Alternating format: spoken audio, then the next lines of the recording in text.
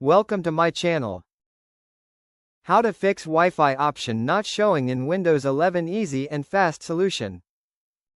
1. Restart your PC. Sometimes a simple restart fixes temporary network glitches. 2. Check airplane mode. Go to settings, right pointing arrow, network and internet, and make sure airplane mode is off.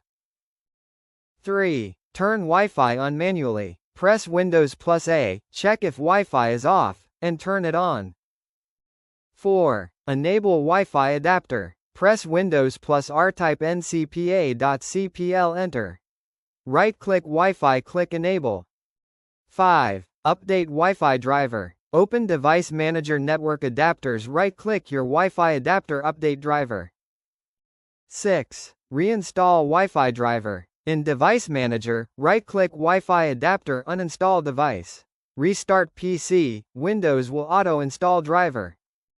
7. Check WLAN service. Press Windows plus R, type services.msc, find WLAN AutoConfig set to automatic, click Start. 8. Run Network Troubleshooter. Go to Settings, System Troubleshoot, Other Troubleshooters, run Network Adapter Troubleshooter.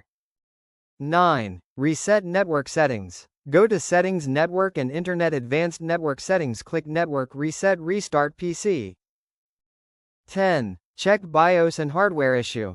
If Wi-Fi still missing, enter BIOS and ensure wireless is enabled, or check if the Wi-Fi card is faulty. BIOS wireless enabled. To learn how to enable Wi-Fi from BIOS, watch the video linked in the description box. Thank you for watching.